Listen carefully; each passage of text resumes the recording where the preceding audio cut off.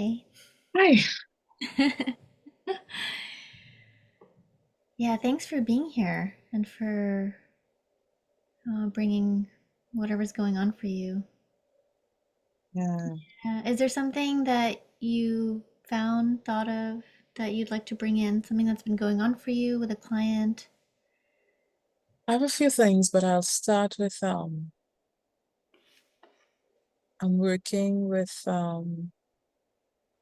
client who's just been so severely affected by um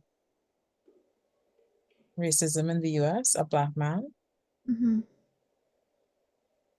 And there's this line he used once about the police, you know. And I can share the line with you because he's actually given me, of course, while preserving his identity. He's given me full permission to like say this line.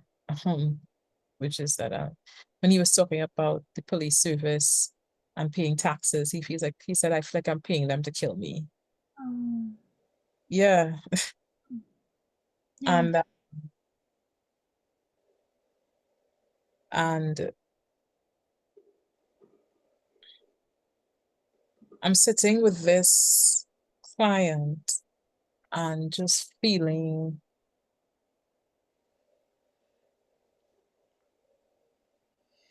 just the limits around psychotherapy, because I'm sitting with this, what do you say when what do you say when your name what do you say when a client says that to you? You Yeah. know, Yeah. um,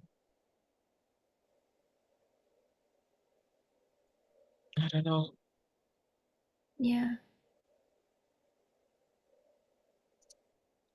Yeah. What would it feel like today, Akila, in the time that we have together for us to sit with that a little bit and just to see what emerges? Mm-hmm, Yeah, does that feel like that would be a good use of our time together? The mm-hmm, next 5 minutes or so. mm-hmm. Yeah, what do you do? Yeah. What did you Uh, say? Sorry. yeah, you said something around the limits of psychotherapy. The limits is the powerlessness.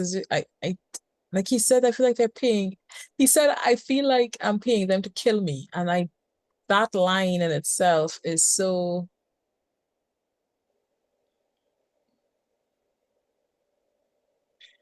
I feel helpless with that line. I feel like shook, Mhm. you know. Yeah, yeah, yeah, Yeah. yeah. What would happen? What would be your hope if we sat with that today? That's a very good question. You know what I feel like I need? I feel like I need, because I can't stop it. I can't solve it. Hmm. I feel like what I need is just a cushion to be in with that. Yeah, I feel like I need a cushion. yeah. I also feel like I need some direction about what is my purpose when I'm sitting with all of these cases. And Hmm. Yeah. yeah, it can't, I feel like my purpose cannot just be to sit down and just listen and say, oh, this is so sad. Like I feel I'm getting all of this. I'm sitting with all of this for a reason. Okay. Yeah. So hopeless comes up like there's a sense of hopelessness when you hear that. That is big. And also, um, there's a sense of I need some direction. What is my purpose? Because I have to do something. Am I getting that? Hopeless, needing a direction and wanting this time to be about cushioning. I feel like I need cushioning because it feels like a lot that I'm holding. I feel like I'm holding a lot. Yeah. Like because I work with so many marginalized people. Yeah. I feel like I work with BIPOC and I work with LGBTQI primarily. I feel like I'm always holding just a lot of helplessness. Yeah. Yeah. And so I'm feeling that helplessness. Yeah. Are you feeling it now as you're talking about it? Um, yeah, Yeah. Let me know, would it be helpful to go back to that moment, or would it be helpful for me to say that line again? I feel like I'm paying them to I feel kill like I can go back to that moment. me.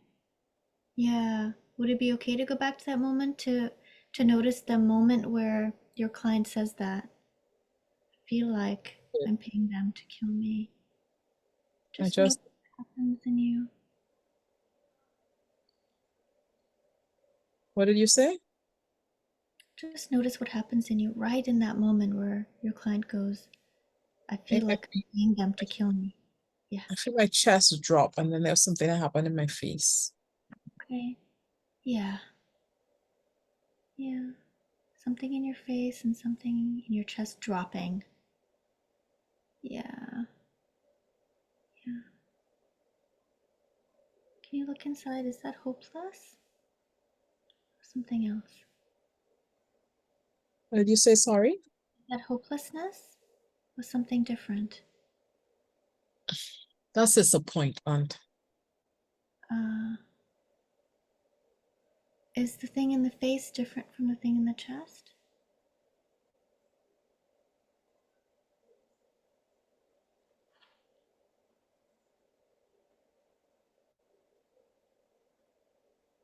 The thing in the face is hopelessness. The thing in the chest is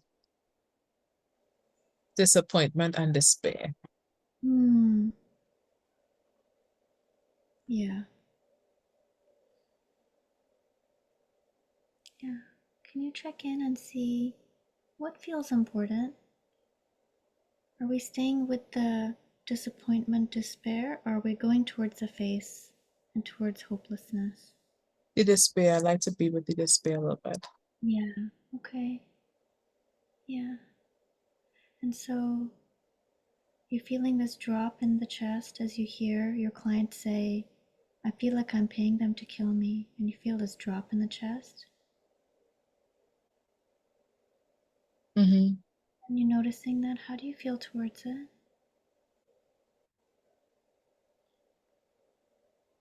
Like there's a deep understanding of why I'd feel this despair. Okay.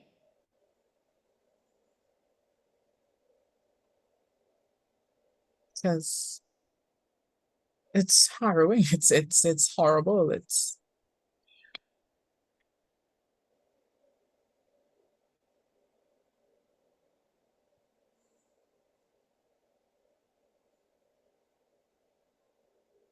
yeah. Hmm.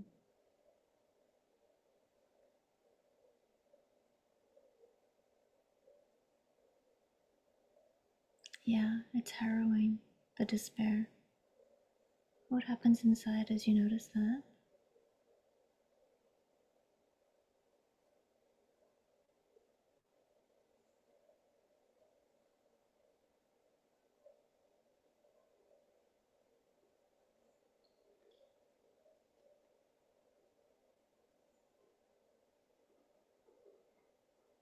It feels seen.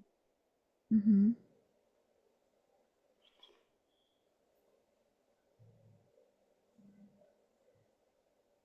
It feels seen.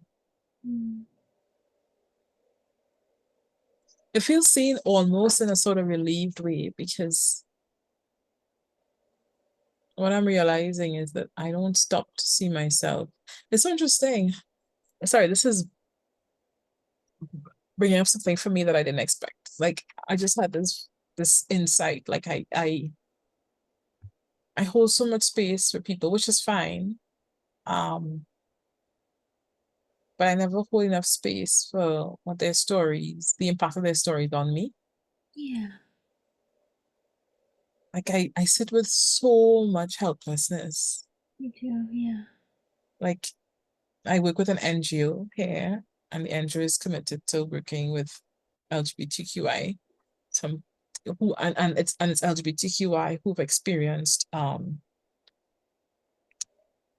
um infractions or experience some sort of violence, etc. So I'm all the time with that. And then I'm because of what I do, um a lot of BIPOC clients come my way. And so I'm interacting all the time with helplessness. And I've never stopped to think about what is happening. I'm trying to figure out if I felt guilty for doing that. Because in some ways I hold privilege as well as domains of marginalization. So I don't,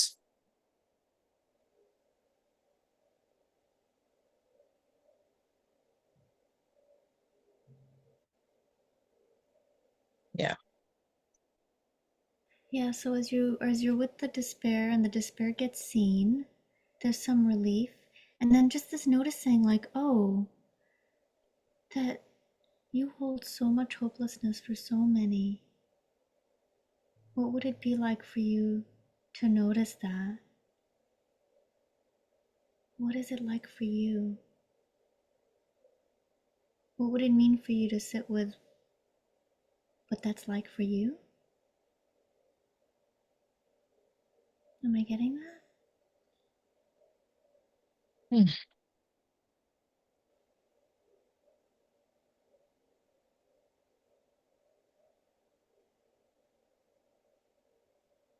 Can you repeat the question for me? Yeah.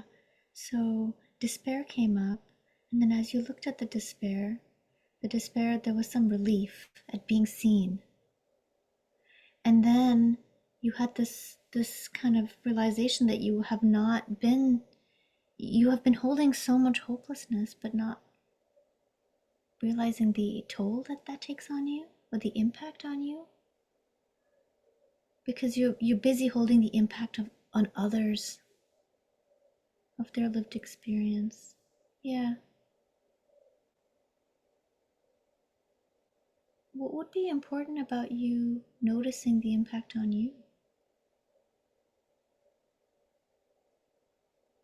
I'd be gentle toward myself, but I felt some resistance in my body around being gentle toward myself. As you're saying that just now? Hmm. Yeah.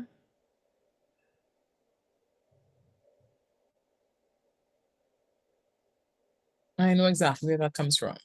Yeah. Say more. That's my own childhood trauma. And wow, what I'm realizing is how much my own childhood trauma affects my how I'm holding myself in the room Hmm. and how I'm holding myself after. Like how I'm reflecting. Like, it's holding that never occurred to me before. I'm so harsh with myself Hmm. in in therapy. Hmm.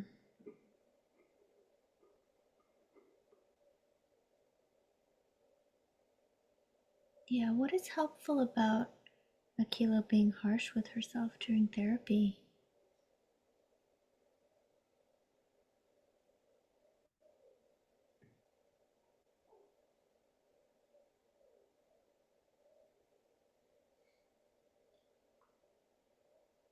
I have a message coming up that says that is the only way Akila should be with herself. It's like and I know it's just a script I've learned for how I need to walk the earth that I can't give myself gentleness. Yeah. Yeah. I don't even Yeah. think I know the reason. It just is the script. It just is. Yeah. It's That's just just the that's just how the world works for it's Akila. No yeah. gentleness. No gentleness towards herself.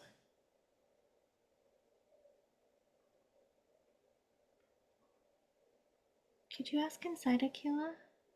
If Akila had no gentleness towards herself forever, what would she get?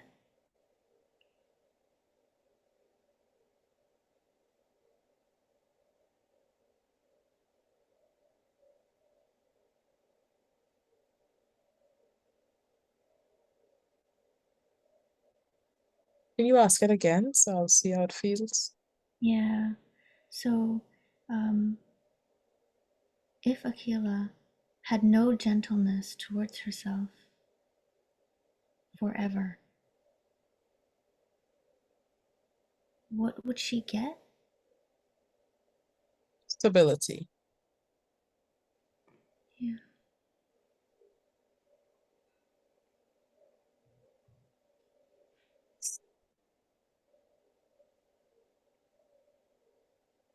So, if you are not gentle with yourself, you get stability. Yeah. Would you like to notice that?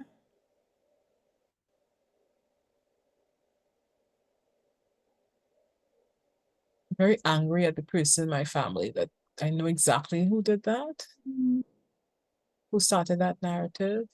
And um, I think what's happening with me right now is that I'm angry. Like I know it affects me in my daily work. What is yeah. upsetting me in this moment is that it is affecting how I hold myself as a therapist. And that is, but it makes sense, right? Yeah. That it would seep here as well. Yeah. Yeah. That's But right. it's just making so much sense in terms of I'll cut myself any slack. It feels scary. It's scary to cut yourself slack. Yeah. Yeah. So there's a part of you that knows uh, in this work that you would like to be gentle with yourself. Yeah. And there's another part of you that knows deeply that no, you don't get to do that because you need stability. This is just how you do it. You don't cut yourself any slack.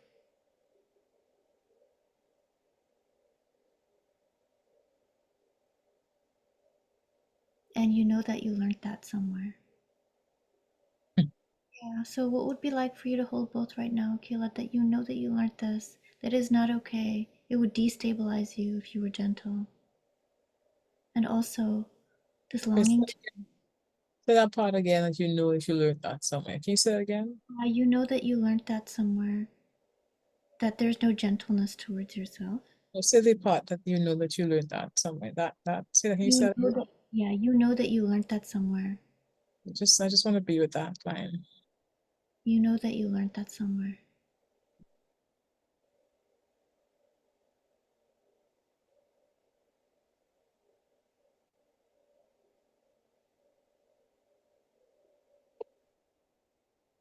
You know that you learned that somewhere.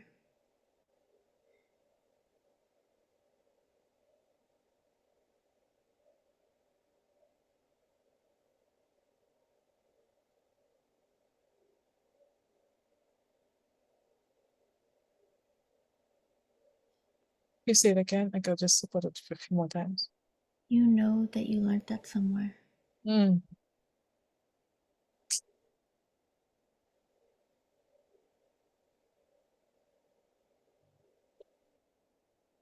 You know that you learned that somewhere. What's happening inside?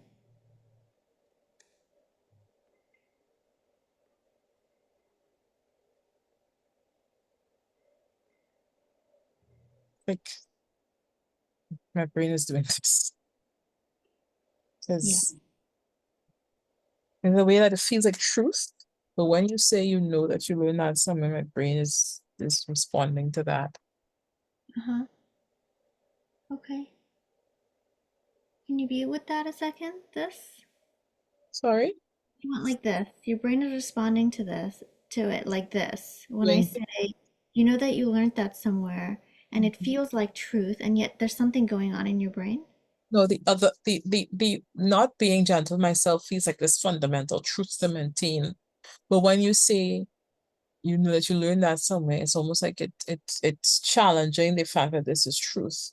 So it's feeling liberating might be a strong word, but it's feeling like some kind of relief. Yeah. Okay. It's Yeah, and something possible when I learned that you know that you learned that somewhere. yeah, yeah. And what is impossible about this? For me, feels possible, sorry. It feels possible. Because if I know that I learned that somewhere, then it can't be true, right? It's learned, not true. Oh, yeah, that's right. What's important about that, Akila? What's that again? It's learned, not true. It's learned. If it's learned, then it can't be true because it was learned. Yeah. So many things that I learned posing as truth. Hmm. Yeah. Hmm.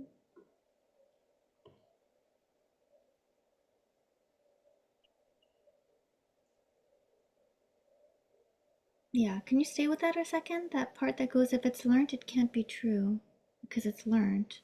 What's Mm. important about that? That's important because I it gives me some freedom. Like it gives me some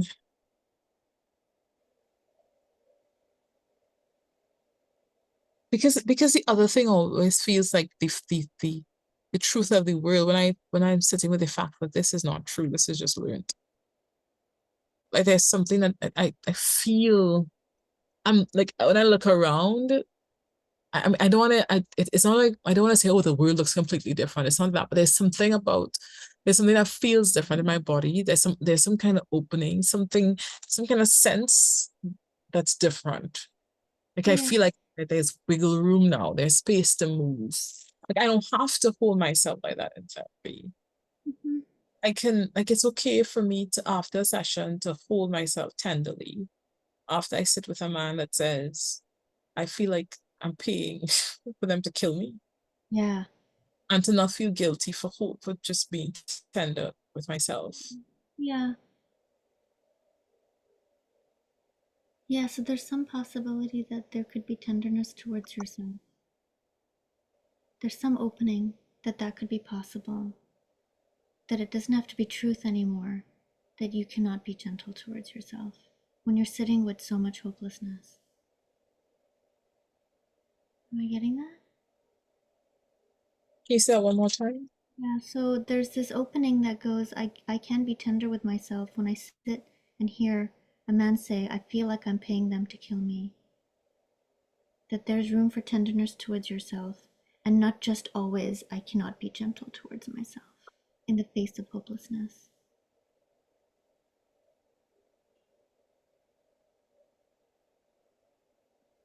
Yeah. What's happening?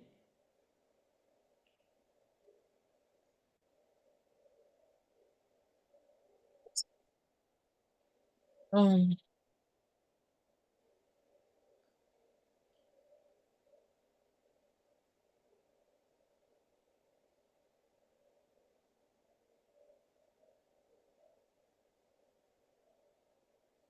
1 second. I think I'm tired.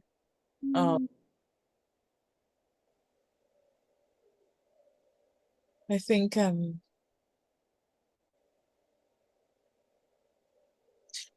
I think I'm feeling like I need to not push myself much more past that realization. Like my body's saying that you've come to that and there is need for you to just pause. yeah, That's what I'm hearing. And I feel yeah, guilty for saying that I want to pause, but yeah. I'm also knowing that that's part of the problem that I, so my not saying, I think I should pause here is Ah, part of the not holding myself gently, but I feel strongly that that piece of realization about how I hold myself in the room mhm. is something that I need to just and the fact that it's learned, Yeah, I'm not feeling like I should push myself past any more to feel.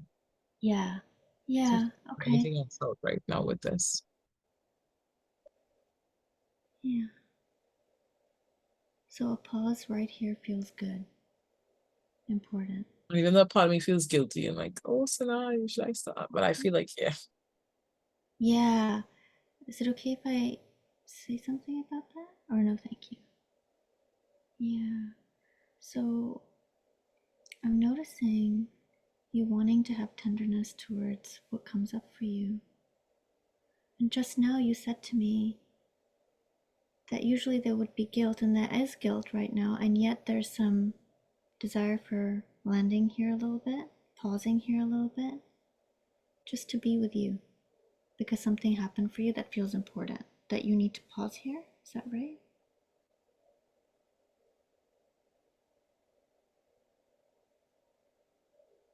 Yeah, because there's so much of how I hold myself professionally. Like I signed a contract yesterday, and because of how long the contract was taking to come in, I asked them before the contract came in, I said, okay, given that it's taking this long, I want a new deadline date. But when the contract came in, I said, didn't have the new deadline date, have the old deadline date. And I didn't say anything. I Mm. just signed it. I Mm. didn't hold myself gently. Yeah. I mean, the other things that were playing off as well, but one of the things was I didn't hold myself gently. And so all of those things are in my heart right now. So I hold myself as a therapist, as a professional. Mm.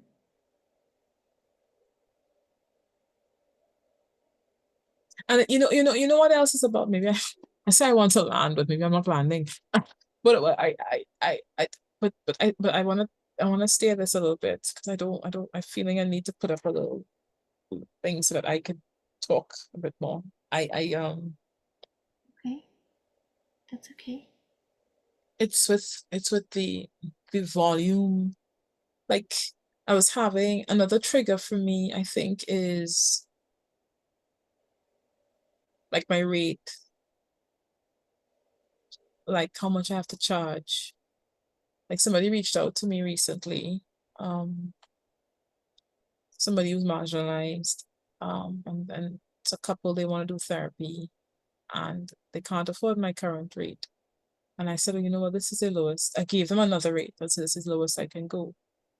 And I didn't hear back from them, and so I began to feel guilty, like I was doing something wrong, Oh, even yeah. going lower than that. Yeah. And that's another thing that comes up for me when working with um marginalized people. So I have different ways I work with marginalized people. I work in an NGO. Then here in this context, the rates here are typically lower. So I generally all the rates in this party will be lower. Then I have the people who are in the US, the UK, etc. And I do so much work for relatively low rates. Um, and I forget that. I forget that I do that. I don't hold myself gently around that because, and the first time it occurred to me is because I'm working with an organization now that's kind of supporting me in my business. And they were the ones when they were discussing with me, what rates I need to charge to be able to grow and live, etc., and do certain things that I have to embark on in the next few years. And she said, the person who supported me, the consultant, she was like, you do so much um low paying work already. And I've never thought about that. And what is striking to me now, given the context of what we're discussing, is why did the thing that doesn't allow me to hold myself gently didn't allow me to see how much of my work already is for considerably is being offered at very low levels. So it, Yeah. it Yeah. so it's showing up in how so I just wanted to kind of bring it back. It's Yeah. showing in how I hold myself with clients, but it's also showing up in terms of my overarching approach to working um with people of color or people in the LGBTQI community, that I forget how much that with the NGO that I work for, that is, Yeah. And so, what's coming up for you, what I'm hearing is that you wanted to pause here to let it really land, or to talk about, or to sit with this realization that this is a learned thing. mm, It feels really important to you. mm-hmm, And then you said something else is coming up, mm-hmm, that actually not being gentle is stopping you from realizing all these other things mm-hmm, about your business in general. mm-hmm, mm. Yeah, how do you feel towards that as I bring it up?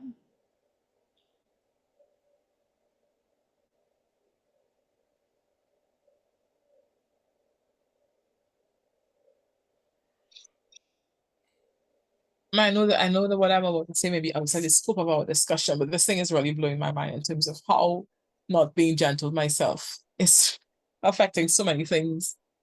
Like it's the floor. I walk on that whole floor, and it's Yeah. just, I just, I'm sorry, I'm having a reaction.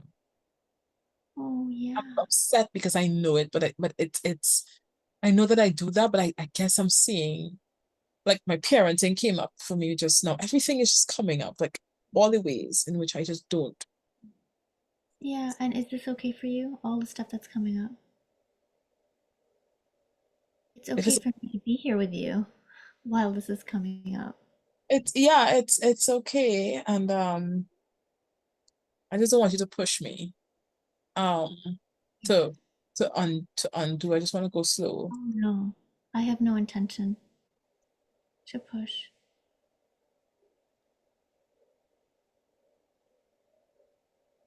I just Yeah. sorry, I'm just sorry, I know I seem weird. It's just blowing my mind. Can I tell you how many things I'm seeing in front of me right now? Yeah. It's just a whole, it's a tapestry. I don't know what the word is, but I'm Yeah. seeing, it's almost like I'm seeing a big, what do you call that cloth with different, like patchwork? And I'm Yeah. seeing just all the different ways. And the thing that's built, that's keeping all those patches together is don't be gentle to yourself. My Yeah. work, my parenting, how I'm writing this book, all different things is just Mhm. don't be gentle, don't be gentle, don't be gentle. Yeah. And Yeah.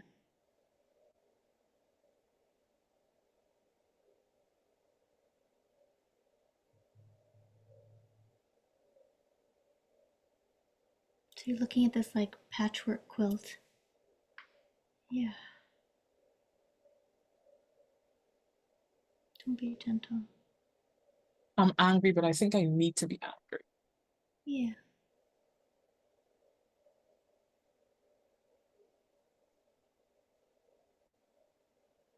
Because there's a way in which it takes away so much from your life, Mm.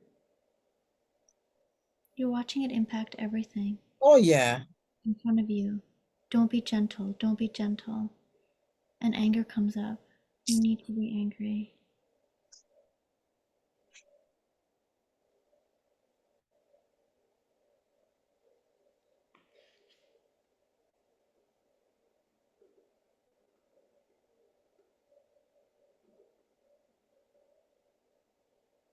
My workload, how long I work, Hmm. working 12 to 16 hours sometimes a day. A part of that is connected to my being black, and a part there are other factors, but another but a part of a fact another factor is you can't be gentle. Hmm. You can't you gotta keep like, Yeah. Yeah. You have learned that you cannot be gentle. and like I'm realizing that it's weaving into what it means to be a black practitioner from the global south, Mm. playing in the universal, in the international sphere, I have to work twice as hard to do twice. So when I blend that with that, it's like it feels even more true because it's like the childhood piece with that piece as well, where Mm. yeah, you've got to work twice as hard. I always feel that. I always feel that Yeah.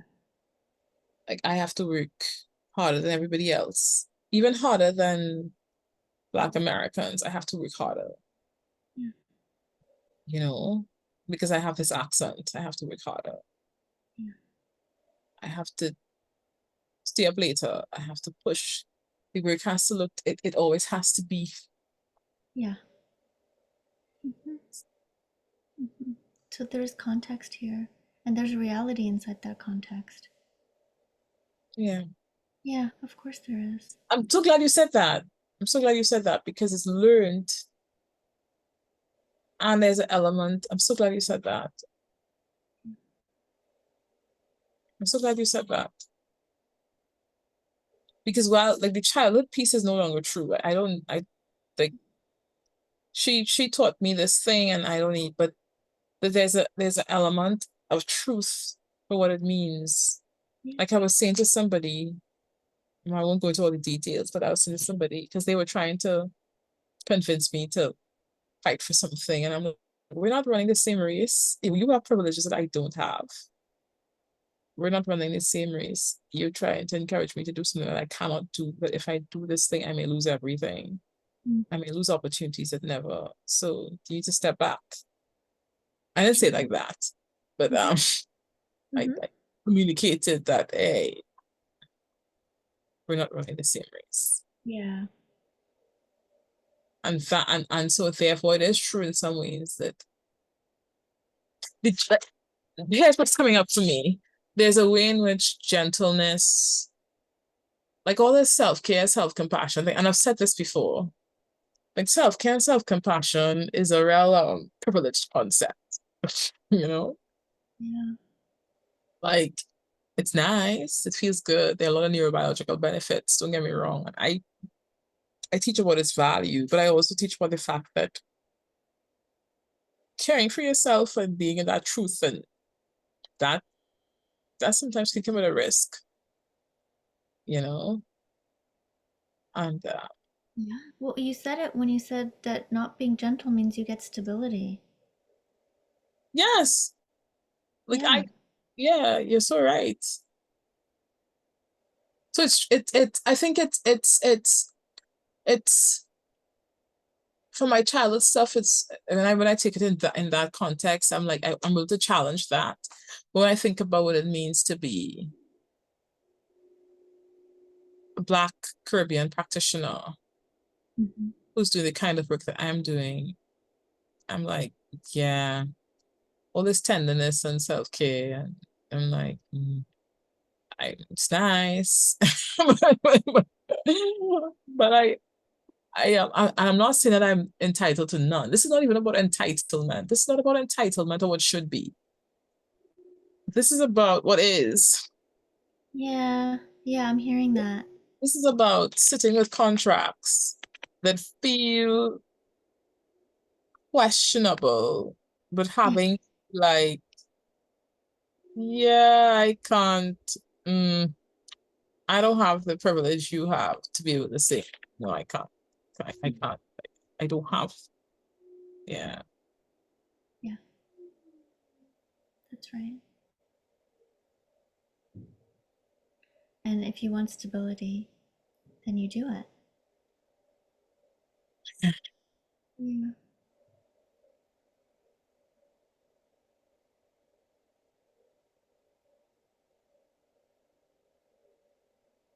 Yep. I can't fix this. Just the way that I can't fix my client. Mm. Well, why? I was gonna say I can't fix it, and a voice within me said, you know what, you are doing the work though, because for me, writing this book and getting opportunities to write this book is the thing I have to do. Mm-hmm. Because I think it's part of just kind of undoing some of the madness, bit by bit. Yeah. Hmm. Yeah. I don't want to talk about it anymore. It's tiring. Yeah. Okay. Thank you for telling me. Yeah. Mm-mm. Mm. Because even immersing myself in it, like I what's so I don't talk about it, and I'm still talking. The last thing I think I'll say is Sure. I'm feeling this urge to fix it, but then I'm realizing I don't think it can be fixed, and I'm going to find myself in a trap. Yeah. Yeah. So I think I need to stop Hmm. and Akila, just in the beginning you said you just wanted a cushion to be with it and to hold it. yeah, I feel that cushion. It's not the way I thought it would look, but Mm. it's sufficient. Okay. And you Is know what? that I like don't even think a complete cushion is realistic. I think I have to okay? realize that. I just have a thing now that feels like I could sit with this. And it's not entirely comfortable, and that's okay. Because the context is not comfortable, so it can't be comfortable. It just is what it is. It just That is. period. Yeah. Yeah, that even that yeah, I feel like even dreaming for the cushion thing is partly traps of psychotherapy. Though when I'm done with this, I'm gonna feel all healing. Oh Yeah. no, because the shit that keeps it alive is still there. So I have to feel whatever I'm feeling and just be. That feels important right now. Hmm. There's a reality here. Yeah. It's not a fix. Yeah.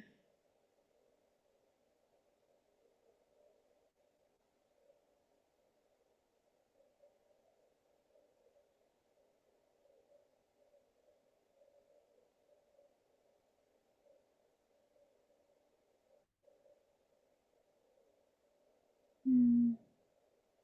So shall we end then? Please. Yeah. Thank you, Akila, for sharing this with No me. problem. Yeah.